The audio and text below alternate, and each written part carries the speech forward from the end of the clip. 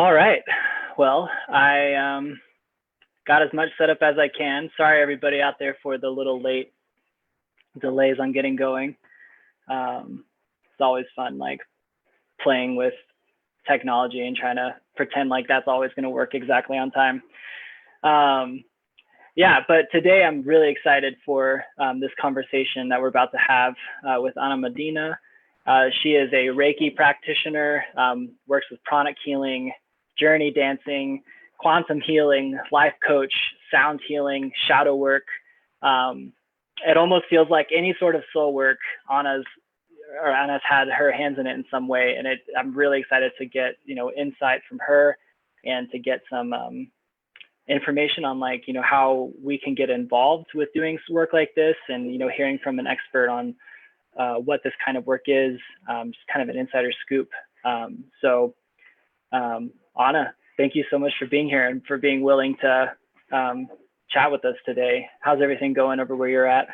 Great, thank you, and thank you for having me. We're getting a beautiful sunny storm in Boulder right now. It's absolutely gorgeous.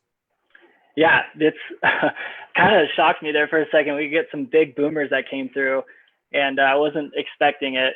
I actually had to shut my window. I'm sitting next to the window, and the rain was starting to come through the little mesh screen. So I thought that might be a little distracting if I'm trying to have a conversation with you the whole time. Yeah, I had to go close the windows too. And it's rainbow weather for sure. So after this, we all have to go search for the rainbow. That's a good point. You're right. Yeah, because that sun is definitely out right now. Yeah, it's going to be, it's really pretty.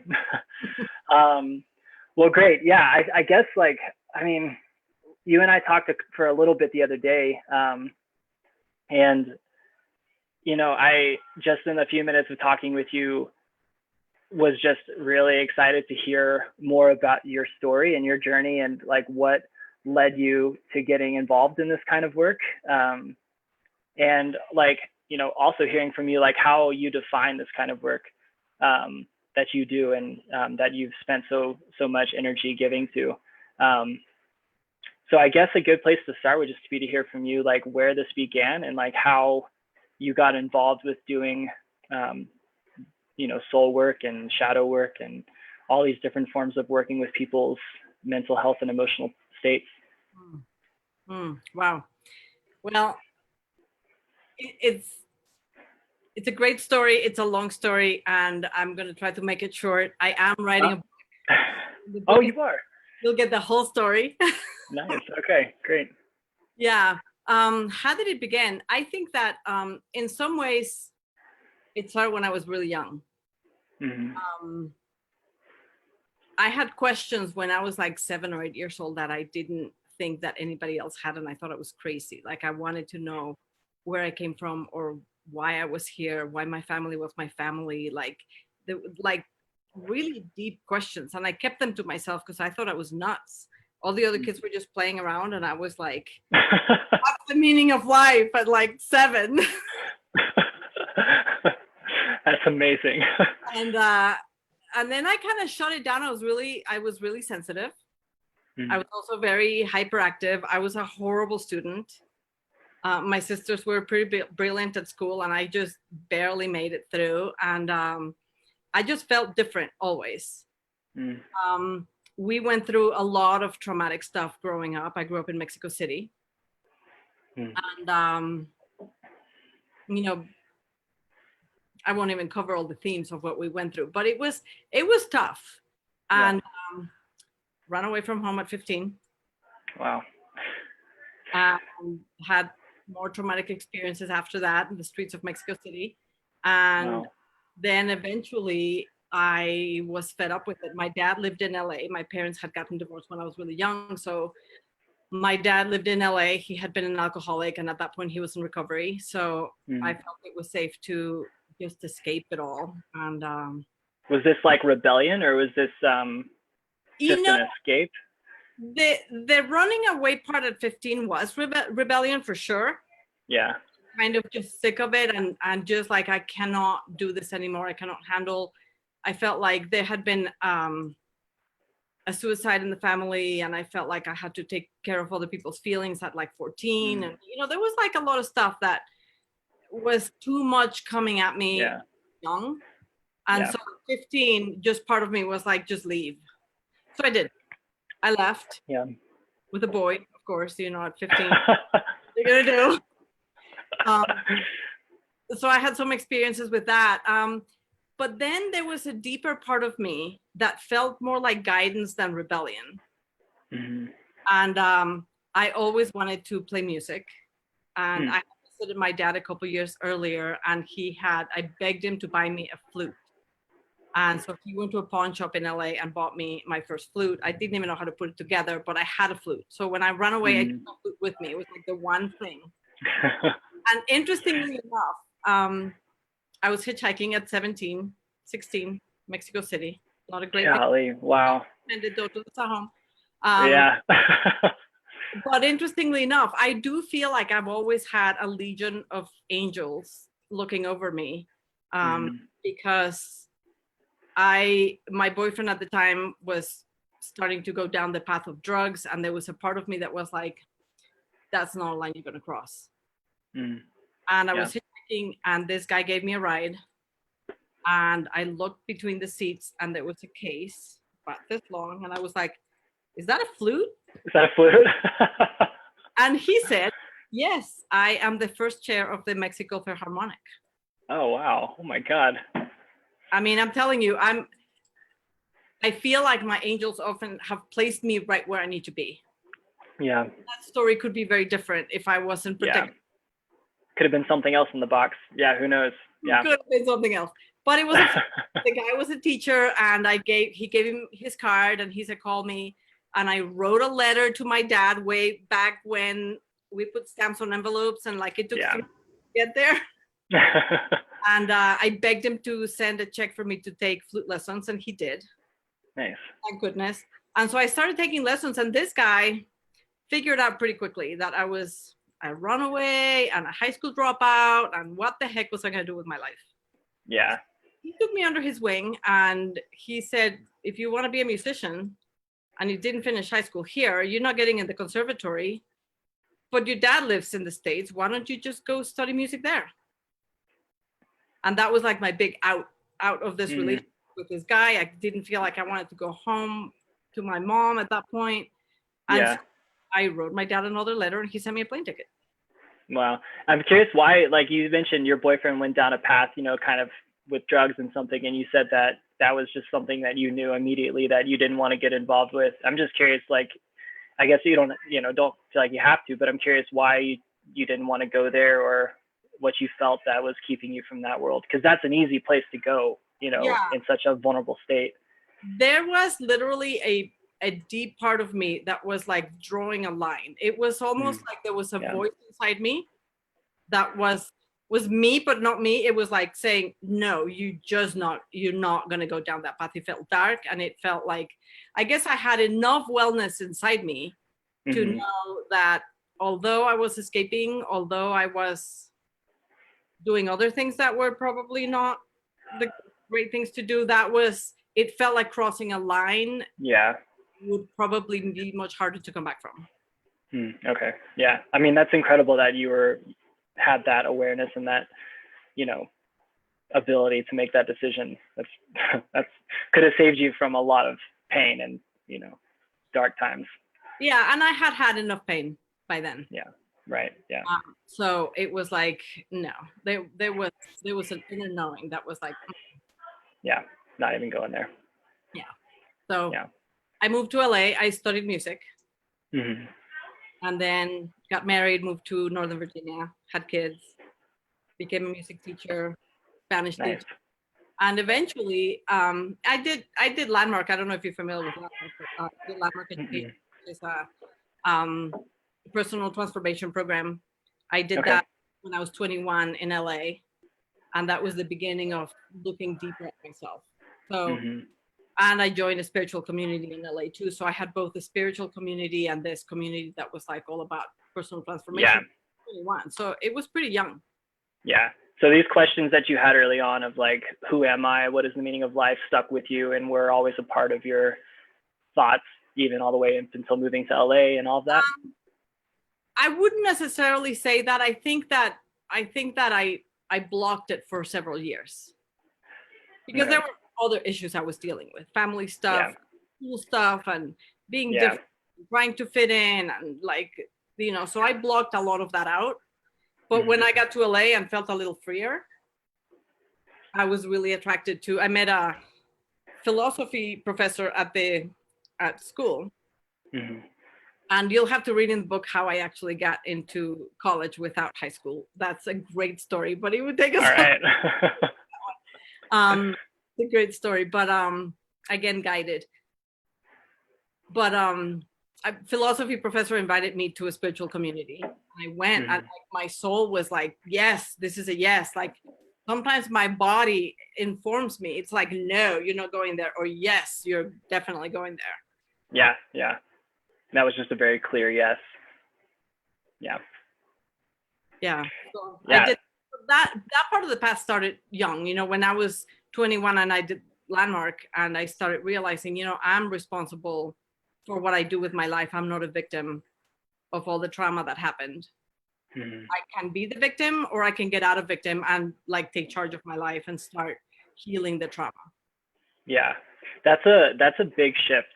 It's a pretty significant decision to make. And I wonder, I was having a conversation with somebody recently about this, with if that takes some external force to get you to the place where you're able to make that decision, that you don't want to be the victim of your trauma anymore and you want to take it up and heal it, or if, I don't know, I mean, yeah, maybe you could speak to that, but like, what do you think leads someone to make that decision to get them to that place?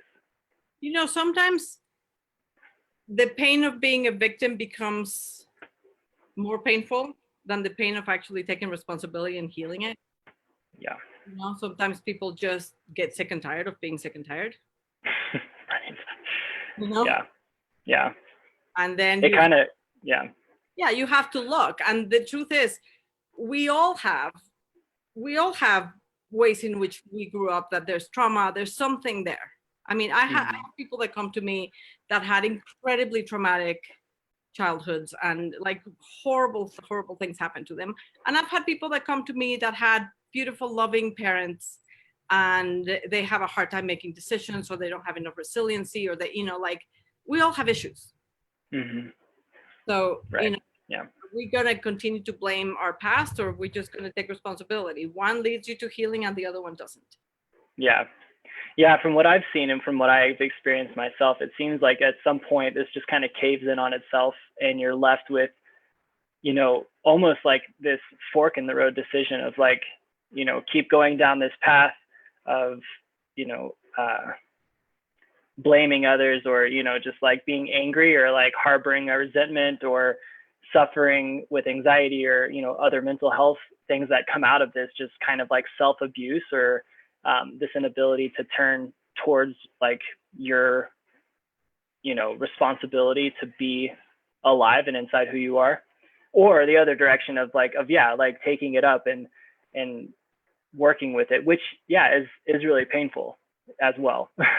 And takes some work and takes a while to get through. It is painful, but you know, some people come to healing because their issues live in their tissues and they actually get physically sick. Right. And you know, I think one of the biggest healings that I've seen are people that deal with cancer. And then they start dealing with their emotions, and they start dealing with their trauma during their healing process with cancer. And it's amazing what they can come to. Like, sometimes it takes, unfortunately, a health crisis. Yeah. Right. That makes sense. Yeah, I think it kind of eventually comes to a point where you're facing something else. And I mean, in my own story, it kind of came to that where like I was experiencing physical symptoms from like severe chronic anxiety. And the second I started like worrying about the physical somatic experience that I was going through is when I started to look at the deeper parts underneath it. And it's amazing that once you start maneuvering that and like letting that unravel and restructuring that, your body, you know, and your mind kind of follow suit and start to heal and find peace and relaxation in that too. So it takes a while, and it gets to a point of, and I wish, you know, it'd be great if we didn't have to get to that point to start the healing process, but typically not how it goes. Is that kind of the story for you too? So when you were in LA and 21 going to the spiritual group, Like what got you interested in not just healing with yourself, but also like doing that with other people? Well, at that point, it was an interest, but I still had a lot of things to resolve for myself.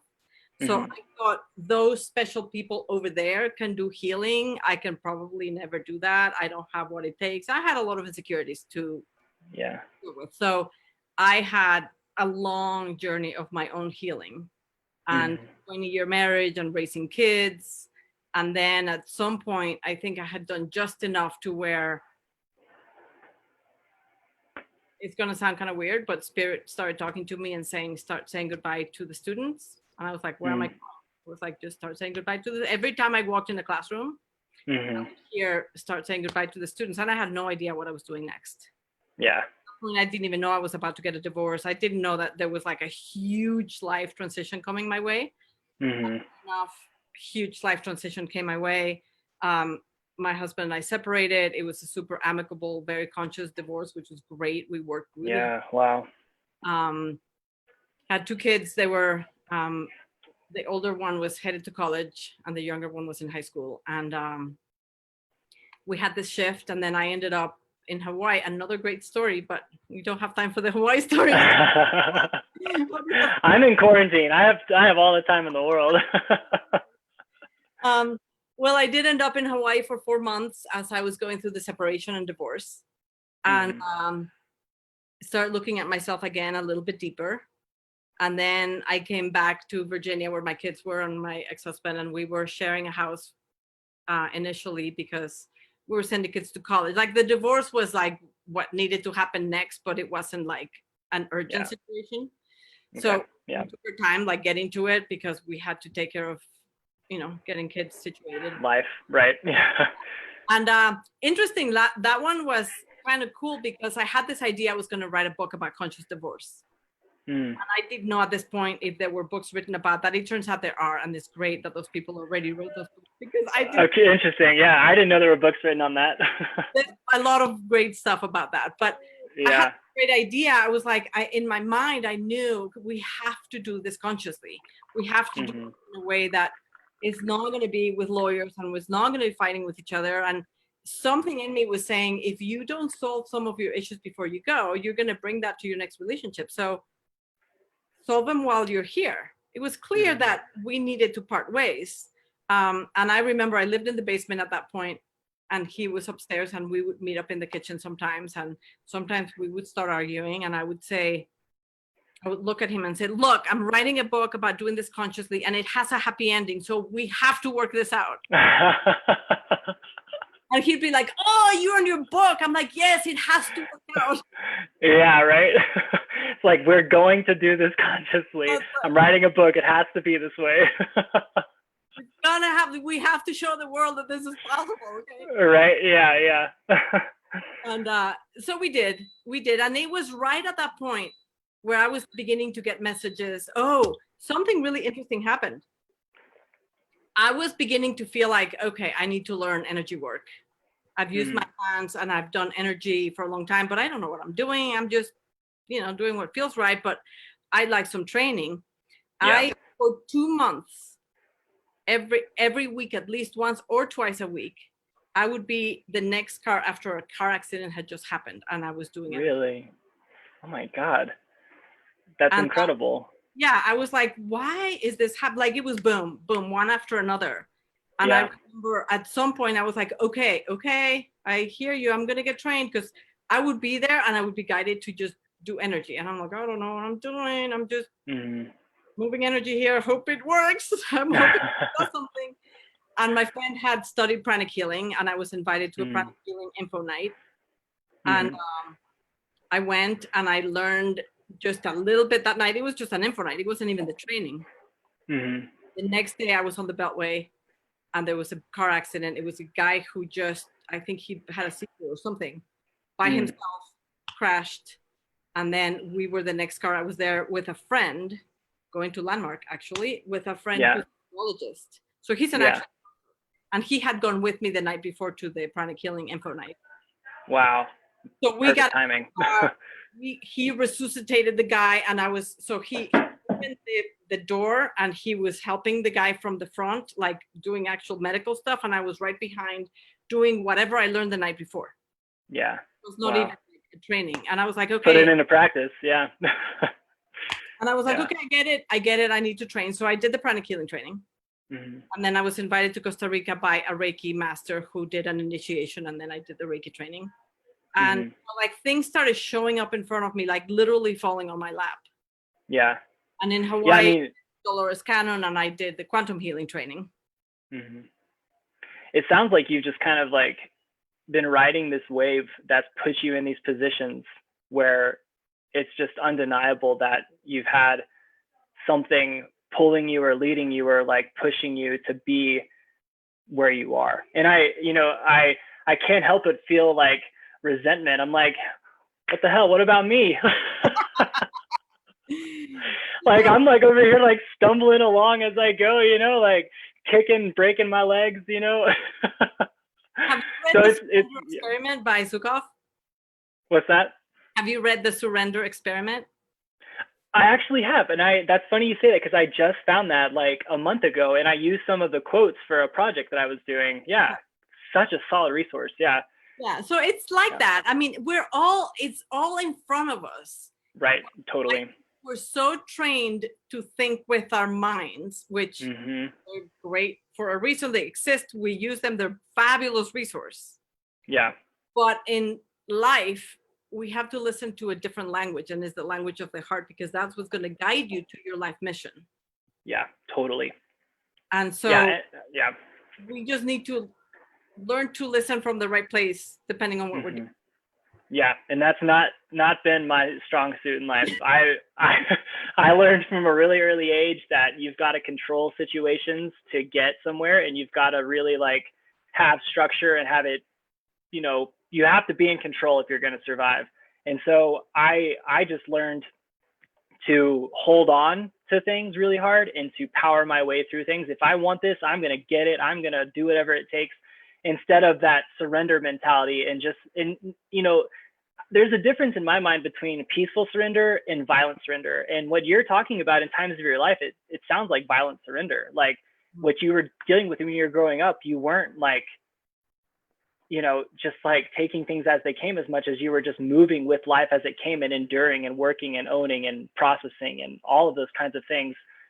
But I haven't really stepped into either of those realms until recently, where I, recognize like you're going to have to battle into suffering, into surrendering at times, and not try to control so much. Because when you try to control and dictate life is really when you're going to start fumbling over and not find yourself in those positions where, things move smoothly for you. Yeah. And there were a lot of ways in which I didn't have control growing up. Yeah. I just didn't. I mean, we moved all the time. We changed schools. There was so much movement.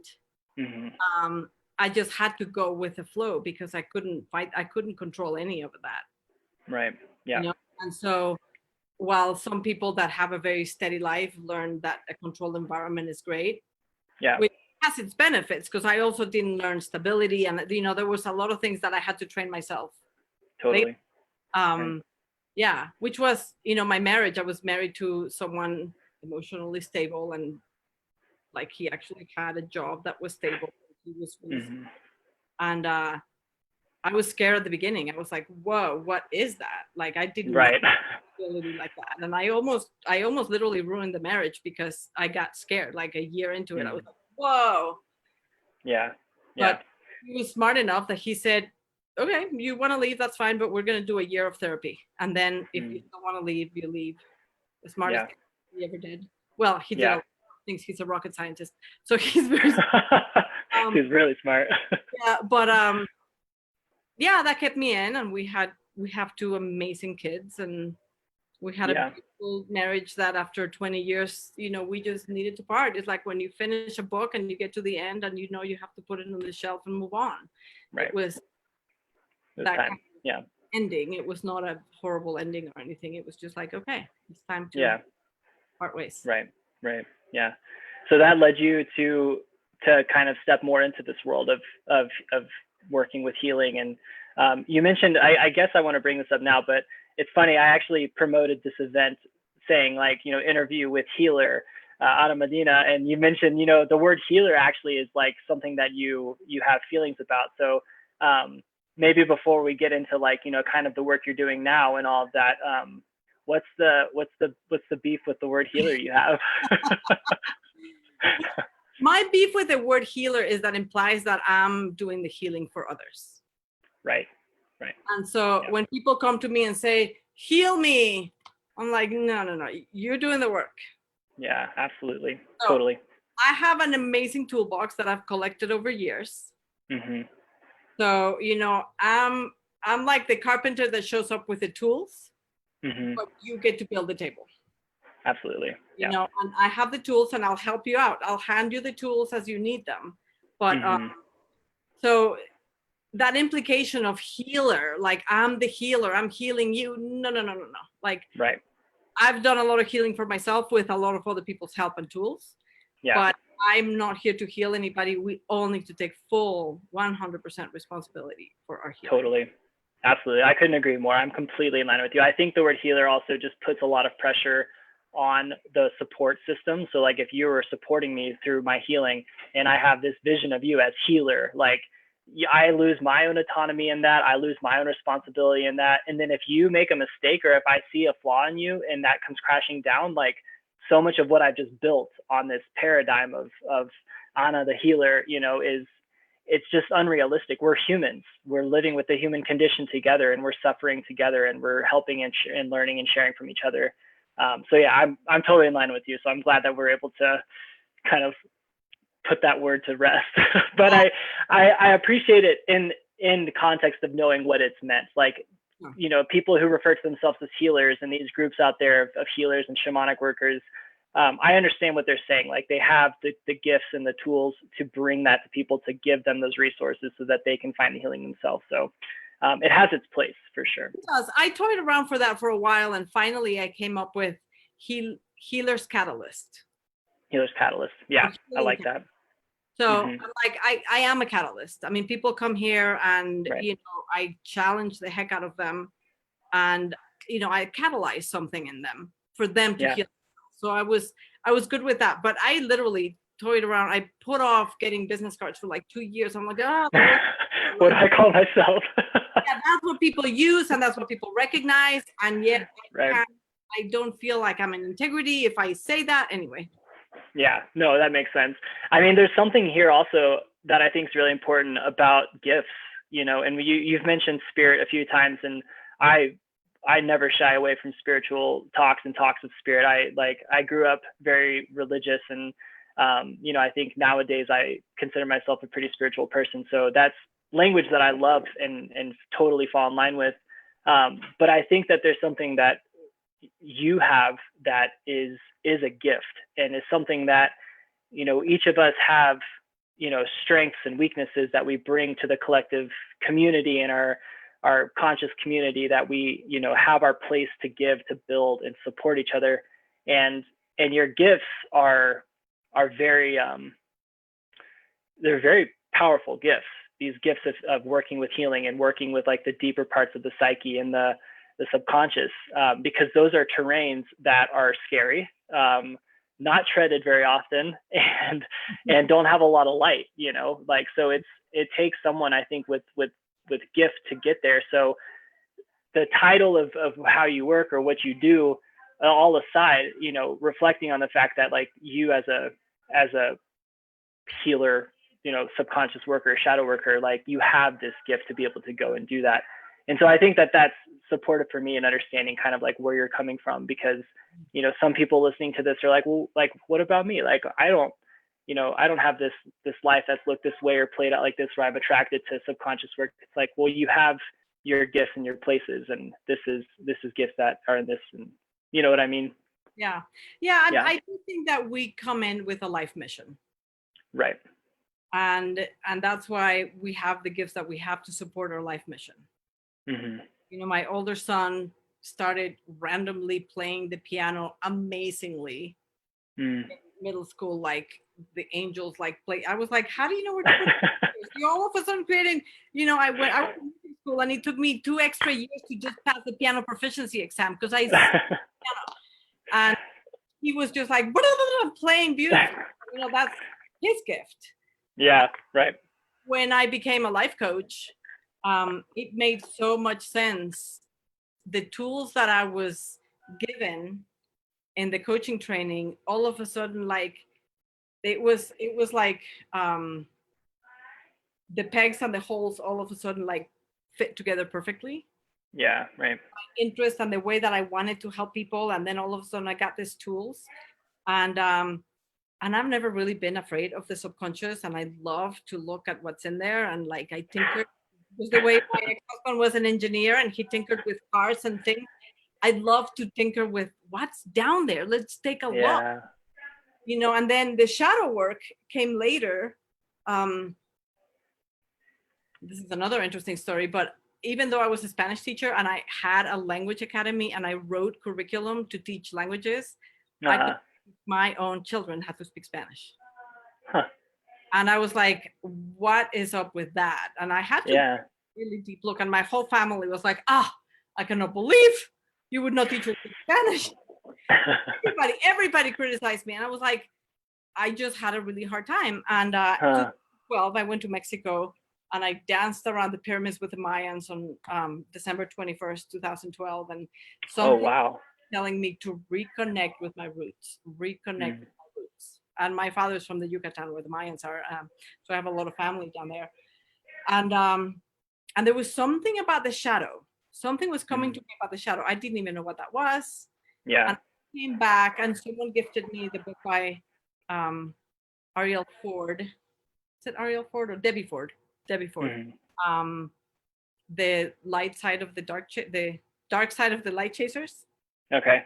And it was all about shadow. And then all of a sudden I realized, when I flew to LA from Mexico when I was 17, whole 4.5-hour flight, I remember the whole flight, I cried and I built a wall. I was like, I never want to be that which I was. I'm going to land in LA, a brand new person. I almost even changed my name. And I literally built in an internal wall towards everything that I was before. So I literally had in my subconscious a wall that prevented me from my roots, from my being Mexican, from my past, all of that. And so it was really hard for me to cross that wall. And when I started looking into the shadow, I realized, I have a little shadow there to work out. Yeah. That. Like I've always been my own experiment. Yeah. I mean, that's like the best way to be a therapist and to be any sort of psychologist or someone who's going to work with subconscious is to like know the terrain yourself, because you can only really understand what someone else is experiencing if you've understood that language, and you've learned it. Yeah. That's really funny. I guess what could be helpful real quick is to maybe give some like definitions or like some clarity on some of these things that we've mentioned, like shadow work or like what that means, or pranic healing or things like that. Just because I know for myself, like that is something that I never learned until I was like given a book or some curriculum or literature to read about it. So like what would you say is like the shadow, or what is working with the subconscious mean to you? Like, what does that look like, or what is that? Those are some big questions. Yeah, big questions. Our shadow is the part of us that we would love to deny, that we'd love to turn our back on. We don't want to see that part in ourselves because it's ugly or painful or whatever. So we're like, I'm not that. You people say, I never want to be like my father. There's something about your father that you're probably like that you don't like about yourself, and you want to deny that part of you. So we keep pushing it away, and we push that down, and it's almost like pushing a whole bunch of beach balls under the water. At the same time. So we're like working really hard to push those parts of ourselves. Like, I'm only this, this and see how perfect I am, while you all of those parts down. But guess what? You can't really push them down. So they show up. All of a sudden you yell at your spouse and like, they say something that is not really that bad, and then all of a sudden something comes out and you're like, whoa, where did that come from? That really has not much to do with what they said. They triggered something in you. Yeah. So yeah, that trigger exploded something in you because there's explosives inside you about that. Right? So it gets triggered and then out it comes, or you say something inappropriate at work, or, like if you don't look at them, they're always there ready to explode. Like, yeah. What do they call those bombs that they put under the ground? Mines. Yeah. Yes. Yeah. So they're just mines waiting to explode. And so doing shadow work is when you actually start looking at those parts of you, and all you do is really shining the light. It's like taking a flashlight into the dark cave and then looking around and seeing that there really isn't an ugly monster there. You're probably scared, or you're probably sad, or you're probably, it's typically less bad than we think. Totally. It seems to be the kind of thing with our shadows that, well, first of all, I want to say that analogy with the beach balls, like pushing under water, is phenomenal. I'm totally going to steal that. That's really good. I like that a lot. But yeah, shadow work is one of the things I guarantee people listening to this on Facebook right now or in the future, wherever, I imagine it's just like don't want to do that. Like, oh, the parts of me that I don't want to admit that I'm like my dad or I'm like my mom or whatever, like in myself, when you were saying that, I was like, oh God, yeah. You don't want to look at that stuff. And typically it seems like it the longer you go without looking at it, the scarier it gets and the bigger your illusion of what it is becomes. Exactly. And it gets harder and harder and harder to look at it. And it's been mind-blowing for me in the past couple of years, studying this stuff in my grad program, beginning to like have the bravery to sit and meditate and to look at these things. And you're just like, oh, that shadow that I was assuming was this massive, massive monster is literally that. It's a shadow. So there's this fire and there's probably this small little, little thing that's making this big, big, scary, image. So I don't know. I mean, I don't know. Would you say that's the case almost every time, that it typically is not as scary as you imagine? Or are there cases where it's probably not safe for people to be doing like shadow work, or there's preparation for it? Yeah. I mean, doing that work with a practitioner is a very smart idea. Yeah. Because, we meet people where they're at and we only go at the speed that they're ready. Yeah. So absolutely work with a practitioner. If you feel ready to do that work on your own, you could try, but I really think that it's smart to do it that way. Yeah, totally. How did that go for you when you started looking at these pieces of mom, dad, context, identity, and all those kinds of things? I think that because I started at 21 looking at a lot of these things, it really wasn't that bad, because I'd always been fascinated by the subconscious, and I've been studying it, books and stuff. So it felt like it was more natural for me. Yeah. With clients, what I see that we have to work through is shame. Because with the parts of you that you don't like, there's a part of you that knows that you're like that, and then shame around it. And then the shame, it's like a blanket over it that protects you from seeing it, right? It's like you're ashamed of that, so you really don't want to look. Right. And shame is interesting, because shame is fed by secrecy. It's secrecy from yourself, or? Well, from yourself or from others. Like, you don't want to share with somebody that you're actually craving. I see. Sex with somebody else, or that you're craving, like you're ashamed of parts of you. Totally. Right. And so you don't tell anybody. Like, oh, I wouldn't want them to find out that I'm actually addicted to this, or that I'm actually, like whatever it is that you want to cover up, you have a lot of shame. And so the shame ends up getting big also. Yeah. But the first release is when you actually share with somebody, you know what? This is what's happening with me. Yeah. This, or I have this fantasies, or I have, like whatever is happening.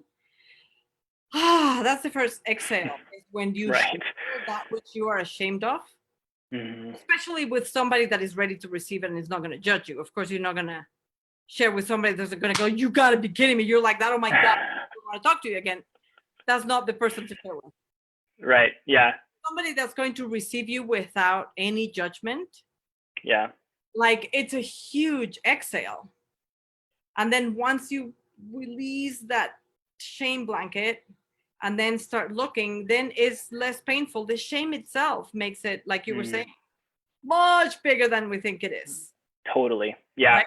They go like hand in hand. At night, like being afraid that there's a monster under the bed and they don't look and they don't look and they don't look. And every night there's more and more and more anxiety because of this monster under the bed, right? Right. Yeah. And then when the parent comes and holds their hand and goes, come here, honey, let's go look under the bed. And you shine the flashlight and you realize that it's a dust bunny or something. Right. Right. Yeah. Yeah. Yeah. And we see this kind of lesson scattered all throughout religious, spiritual texts from the beginning of like human consciousness. Like, you look at the scripture and the words of Christ and of the apostles, and there's writings all over the place that's like, like don't conceal what's happening inside of you. Share with your community. Let this out. Like let this be open, because I think you're completely right. Like the more that this is concealed, the more that there's this bottling up of who you are, and this fear of being open and vulnerable and like, honest.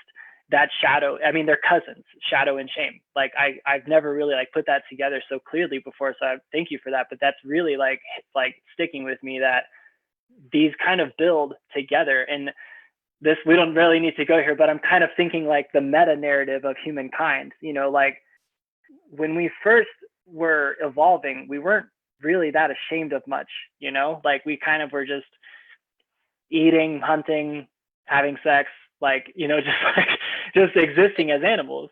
Yeah, making babies, exactly. And then, we started slowly, it seems like now, to where like there's so much we're ashamed of. We're ashamed of our sexual identity. We're ashamed of like, I'm balding. I'm ashamed of balding. Like, you know what I mean? So there's like so many things that like we put on ourselves, and it grows and grows and grows. And I wonder if, that is also significantly correlated to our current mental health as a species, and as our relationship with the earth, and our communication and connection with each other, because there's so much shame that's like exponentially growing, and in that, so is our shadow. So yeah, and yes, we are doing to ourselves, and we can't deny the domestication of society. Yeah. With is, religion also gave us a lot of shame, mea culpa kind of thing. Like, yeah, there's certain things that you can't do, or totally. Society, look at what we've done to women's image. We have to be skinny, and we have to look like this. Right. I remember the day that I decided to not color my hair any longer. I have a lot of gray coming out, and I was working with a lot of young girls at the time, and I was talking to them about being authentic and like being fully themselves. And I was about to go get a haircut, and I was like, oh my God, I have been domesticated that we cover our gray. We need to look young forever. Right. Like no longer. If right. I have zero integrity, if I'm going to talk to young girls and have them and talk to them about being authentic and being themselves, and I'm coloring my hair because society said that being gray is not okay. And then I looked in the mirror and I was like, the aging process is amazing. It's beautiful. Right. Yeah. Like I love, now I call it my wisdom hair. You should. Yeah. I've learned a lot. I've done life pretty fully. Right. Yeah, exactly. Whatever gold I've been able to gather through my life, I'm ready to give it out to the younger generations. When I turned 50, that was my commitment. I did a 10-day Vipassana meditation, and I felt like it was a rite of passage where I'm like, okay, I'll consider an elder now. Myself an elder. And whatever I've gathered, I will, it's my turn to give back. Yeah. Yeah. I wish balding was considered a wisdom thing as well. Well, you know what? I think it is. I think in a lot of ways it is. And we have I think that is up to us to change the narrative. Right. Totally. Yeah. No, I'm just being silly. But I mean, gotten where you've gotten in your life, and it's beautiful. I think we Right. Yeah.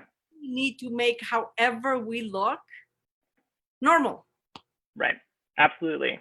Yeah. And I mean, because like you kind of destroy the narrative whenever you embody it and you create a different story for it. So like if, you know, like friends of mine who I have in the LGBTQ community, changing the narrative of the stereotypes of what they've been, you know, put on for so long. And once that story and narrative changes, then there's not this binding and there's not this shame around it, because there's freedom to express yourself through these avenues that have once been really bonding. And now they're, you know, they're so eclectic and they're so diverse and there's so many different expressions of self, instead of this structured like, oh, you're gay, so this is who you are, or you're, you know, black, so this is who you are, you know. And we break that together, really. We all, you know, through releasing shame and through turning towards that shadow of seeing this is me too, and that bravery to own it transforms everyone. I think the younger generation of the LGBTQ community is I think they have a new chip in their brain where they come to be themselves fully, unapologetically, in a way that they're changing the narrative. And I think we needed that. And you know, it's not an easy thing to do. I think they're doing amazing work, and I think they're putting up with, you know, the barriers of the domestication and, you know, the stereotype. But they're the ones I know are like just strongly being like, there's fluidity in who we are, and you know, I don't fit in a box, so don't even try. Exactly. And there's space and freedom that's being built, and they're you know, following and doing that. And it's been amazing to like watch, and it's inspiring. And I think it's what you're saying is really true. There's like this new energy that's out there that's just like, here I am, this is who I am, you know. Right. Yeah. And I've got a world for me. And say that they're all like that, because they're not all like that, because there's fluidity on everything. So, you know, I don't want to box that either. But, you know, I have noticed that breath of fresh air in the way that's like, okay, we're unapologetic and we are fluid, and it's okay to be all of this. And oh my goodness, just get rid of the boxes. Totally. Let's get rid of those boxes. Yeah. So this is like one big piece of the kind of work you've done with yourself, and the work that you do with people is this like shadow turning towards breaking down those boxes. But I know there's like a lot more that you've gotten into, and I'm curious to see, you know, like what other avenues you've gone to, or what other directions you go in when you're working with people with emotional trauma, or, you know, whatever it might be. So like what other directions might you go? I remember somebody called me when I was still in Virginia. Somebody called me the archaeologist of the subconscious, and I took that on. And I took that on because it fit. It felt so right, because I do love the subconscious, and there's trauma in there. There's all kinds of domestication messages that we got growing up. You know, all of that is in there. And so, you know, an archaeologist doesn't go with a machete and chop things down. They go with a little brush, and they slowly and carefully and gently uncover things. And so I like to go through compassionate inquiry and like really go down the rabbit hole. I think there is a way in which I kind of see patterns as people are telling me their story that makes sense with, what they went through and how it's showing up today. And we could go down and unravel the subconscious and do a rewrite. Right. For me, that's the most fascinating thing, just going deep pretty quickly with people. Yeah. And so, you know, I don't do talk therapy, but it's coaching and energy work and intuitive healing all kind of together. Yeah. And just getting to the bottom of it. I really, really love to get to the bottom of where something emerged that is still stuck, that you're not going to be able to work through spiritual bypass, or you're not going to be able to work through, you know, just doing affirmations. Like you have to go down and you have to rewrite and you have to shift some of it. And those things get stuck in the body, and that's where the sound comes in.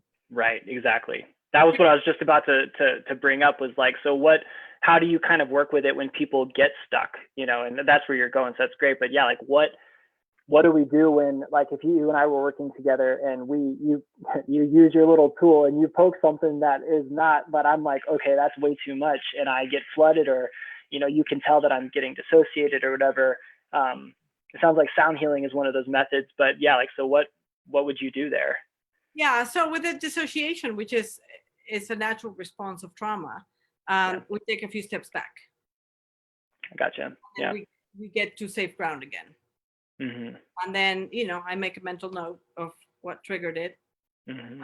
And it is important to downregulate the nervous system. Yeah. And get you relaxed again. So if you're in fight or flight, we're not going to get anywhere. Mm-hmm. So we come back to the parasympathetic nervous system. I can play the gong, I play the bowls, like we go back to a safe state. And I create really safe space in my house. I have a lot of mother energy in me, and I think people feel that. Yeah. Oh, like yeah. The mama, and I'm like, I'm just gonna love you to death until take it real slow, and we're safe. Right. We're safe. We're very safe here. Yeah. Yeah. So I've not really done much sound healing work myself, or, I'm actually really excited. And for anybody listening, tomorrow there's someone who's doing sound healing through our Facebook Live page.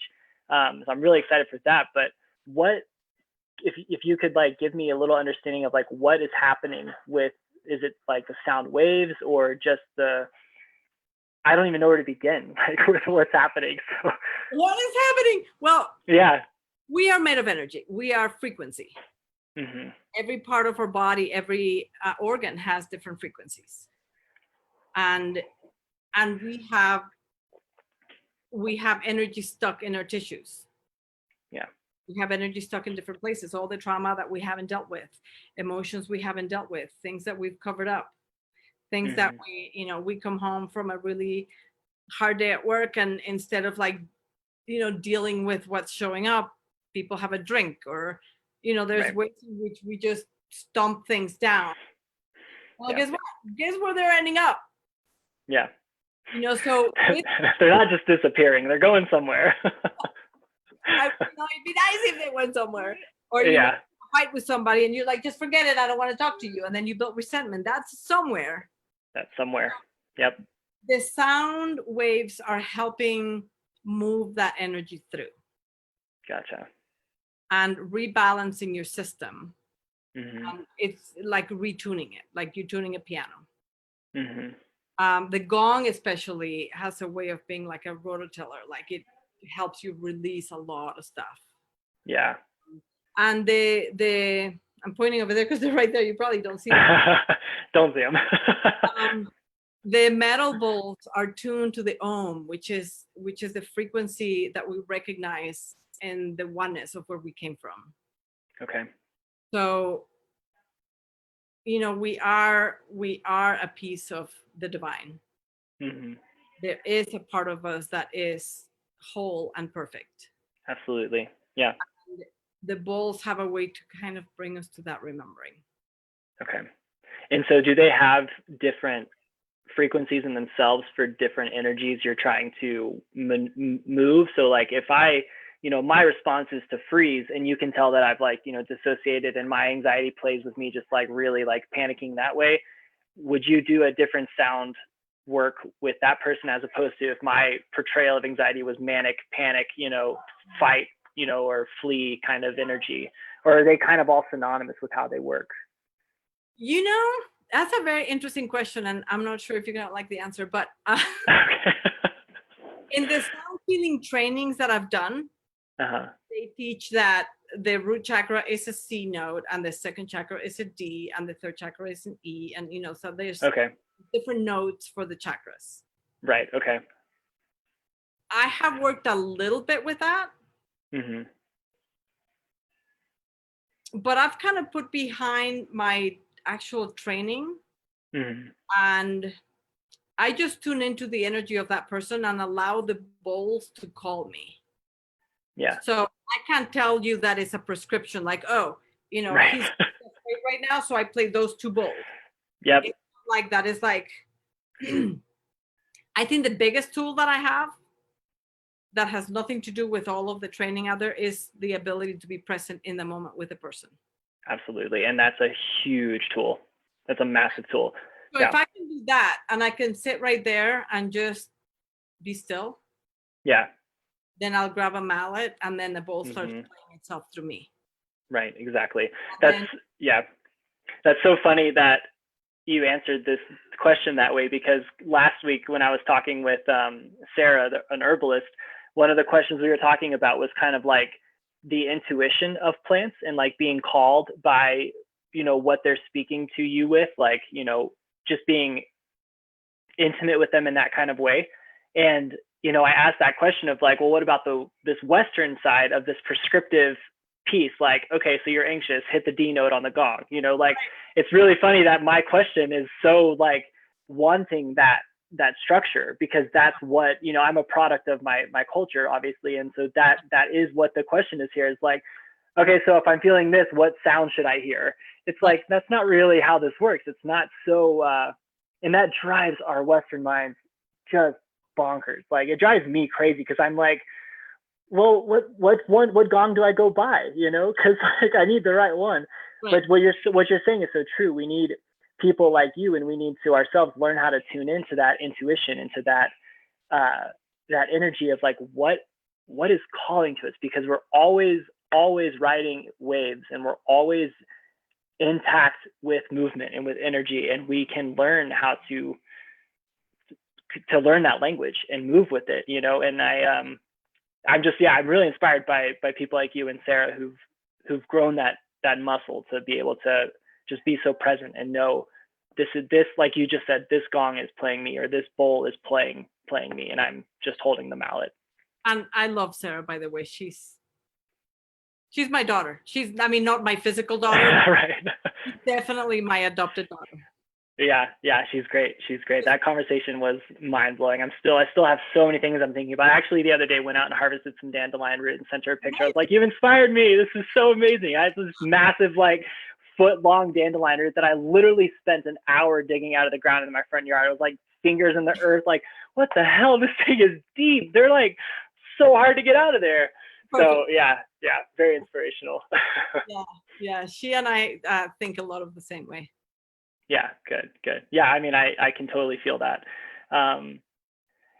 Yeah, I'm kind of struck by this this narrative of working with some of the things you're talking about. I'm also aware of time, and I don't want to keep you too long, so we can start, I guess, wrapping up here in a minute. I have time, so just go with whatever you're comfortable with. Okay, great. But it's just this kind of story of how the work you're doing, how it unfolds. And obviously I don't want to be so, you know, generic and generalized with the flow of things, but you're tapping in to these points where there's resistance, or where there's this shadow that's being, you know, illuminated, or this shame that's being called to attention, or whatever it might be. And then when too much is happening, or when this regulation starts to like need to come into place, you're able to recognize that. And there's all these skills and tools that you've developed to work with that piece in particular, whether it's sound healing, or I think there's like Reiki therapy is another thing, if I'm correct, and like how that works is kind of like also helping to like add congruency of body, mind, and spirit, so that, you know, you're able to touch more. Am I understanding Reiki somewhat? Yeah, Reiki and pranic healing both move energy in the body. Okay, right. And so I do that, and I have to say, pranic healing has a lot of very specific ways to practice, and Reiki has its specific ways to practice. And I studied both of those a long time ago, what I call my past life, when I was in the East Coast. Gotcha. Colorado, so I'm a different person. Right. But I have, again, like, those things are in me as a training, and I do it very intuitively. Gotcha. So sometimes I feel like the person needs some clearing, and I'll pick up some Palo Santo and my feathers, and I'll clear the energy with that, or sweet grass, or copal. So I'll burn incense and clear energy that way. I think that's my mom's witchy part in me. I'm all about it. Yeah, so sometimes is that. Sometimes I'll go over there and grab a crystal and put it on somebody and allow the energy to move that way. So, again, there is not a prescription, it's not a specific thing that I do, but the moment calls for something. I have diamond crystals that are beautiful to put in people's hands, and then the energy starts moving. I have to say though that, I don't encounter a ton of resistance because I tend to attract people that are ready to do the work. Right. And we do talk about resistance, and I mean, I encounter myself sometimes, but I can recognize it and we work through it. But we keep working until we can dig the big root. Right. Yeah, totally. It's the dandelion root out. Right. I think there's also something to be said about the space that you create, just by spending this hour with you and talking. Like, I didn't even realize an hour had gone by, and, it feels like seconds. And I imagine a reason why you might not experience a lot of that resistance with people is also because of what you mentioned with the mother piece earlier, and like your attuneness. Like, when you create that space, there's that safety to be vulnerable, and there's that safety to touch, those pieces of ourselves that are really fearful to touch when we're not safe, or when we're not in the world or in a place where we're able to. So I think you have this gift to really help people feel that safety to do that, Thank you. Yeah. I do love creating safe space, and often people walk in my house and just walking in the door is like, because I curate the space to feel like this. I clean it energetically a lot, and I call on the elementals of the land, and we have a great grandmother tree in the front that I feel holds the energy here, and I do a lot of great work here, so that when you walk in, I have a selenite lining the steps to this room. So it's created in a way that when you walk in, it's an exhale. Yeah. Just leave it at the door. Let's get in and move some stuff around. Yeah. And I like being a little informal. Like, I sit here in my floor futons, lots of pillows in the room. So people come here and they sit on the floor with me and make them tea, and it's like a conversation. So, they don't even realize when I'm already down the rabbit hole hitting like parts of because we're like having this great conversation. Hanging out. Yeah, right, exactly.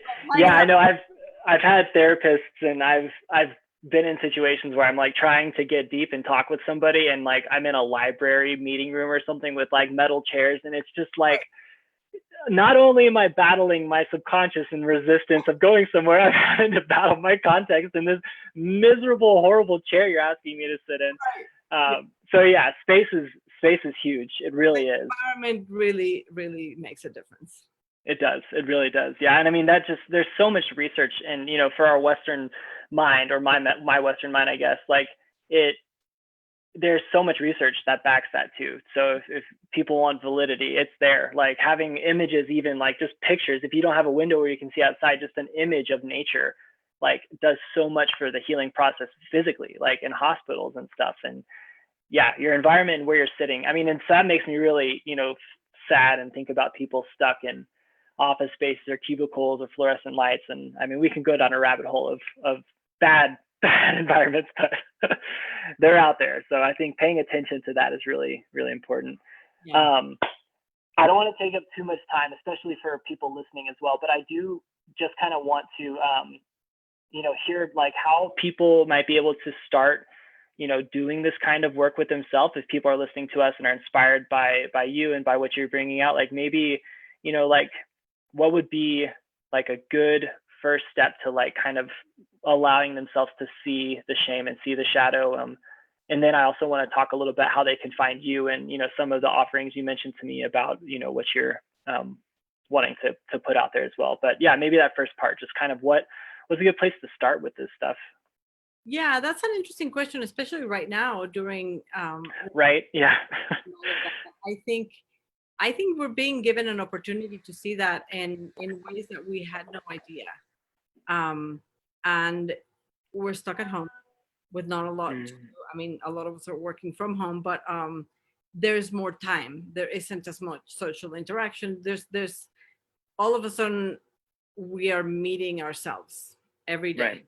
And our habits and our addictions and our stuff is right there to be looked at.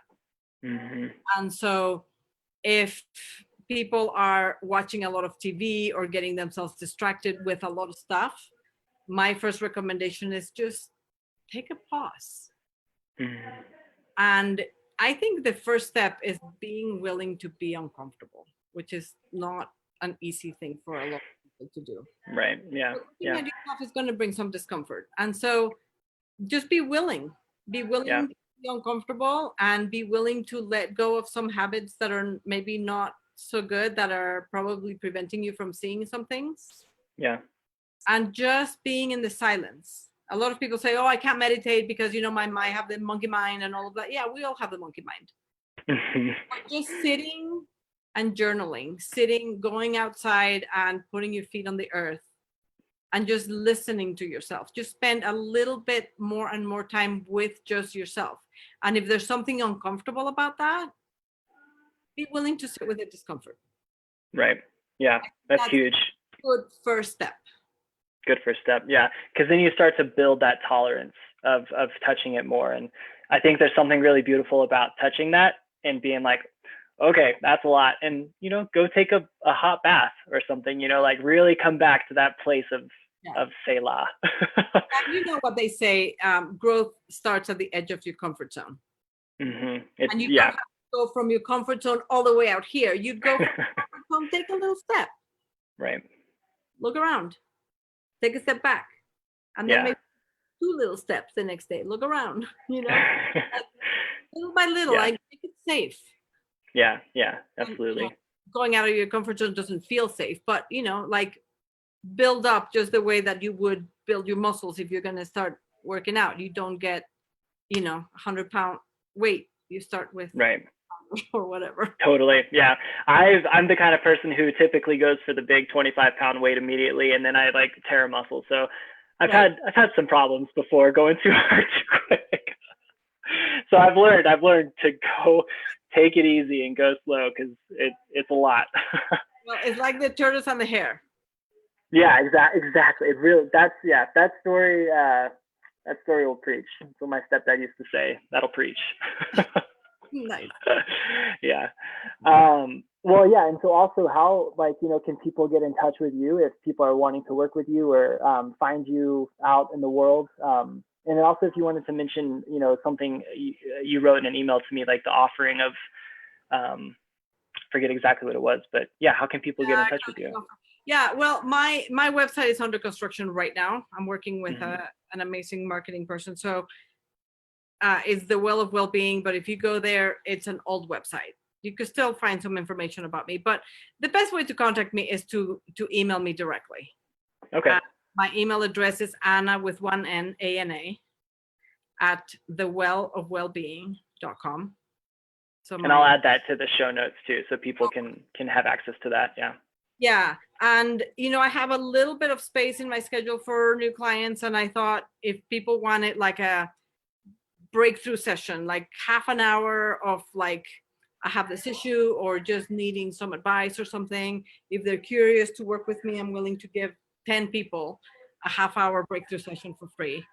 I don't have that much time on my schedule, so I can everybody that. But if 10 people email me and we could fit them in, and you're patient with me, we'll find time, in the next month to meet up. If it's urgent, I'm happy to try to fit you in. I try to be somewhat flexible with my schedule, although I do have boundaries on the weekend. Nice. Yeah, that's an incredible offering. Yeah. And so if anybody's out there listening, it's Anna at thewellofwellbeing.com. And Anna, if you see, Ryan Wellborn anywhere in your email address, it's me. I'll be the first of the 10, hopefully. Nice. And I should mention that, especially with Psyche, some of the rewrites of the subconscious, I could work on Zoom. So okay. Yeah. I use Zoom every day with my clients. And so if we're not quite ready to be in person to person, which I'm seeing a few people person to person, people that are comfortable with that, and keep our distance here in the sanctuary space, but I'm happy to work on Zoom. Nice. Great. Well, that's an amazing offering. And I'm excited for the people out there who are going to take advantage of that and get to talk with you, because this has been really amazing for me. And honestly, I can't believe how much time has gone by. I'm a little disappointed, like, no, what already? There's so much more, I mean, that I wanted to get to. So we'll, I'd love to find another time, soon and talk more. There's so much more that I'd love to hear from. And I feel like we just kind of are touching the surface in a lot of ways, but yeah, thank you so much for this. And on behalf of, the rest of our community, and we will get through this, thank you for your time and, your offering and the wisdom that you've brought. It's really, really, I think, inspiring for me to hear people like you talk, because it encourages me to keep going. It's like when I kind of get to that place where I'm kind of intimidated by my shadow and worried, and then I hear you talk and I'm like, all right, damn it, I got this. I'm going to keep going, Well, and the truth is that there's freedom. There's freedom on the other side. There's beautiful freedom at the other side. It is absolutely worth doing the work. Yeah, it really is. Thank you, Ryan, so much. And thank you for the beautiful work that you're doing. Yeah, absolutely. Your interviews and, all the stuff that you guys are up to. So keep up the good work. Yeah, thank you. Yeah. And if anybody out there listening has an offering they want to share, feel free to email us at wewillgetthroughthis2020@gmail.com. And Anna, let's talk again soon. This is I would great. love that. Thank you so much. All right. Yeah, thank you. Bye. Bye-bye.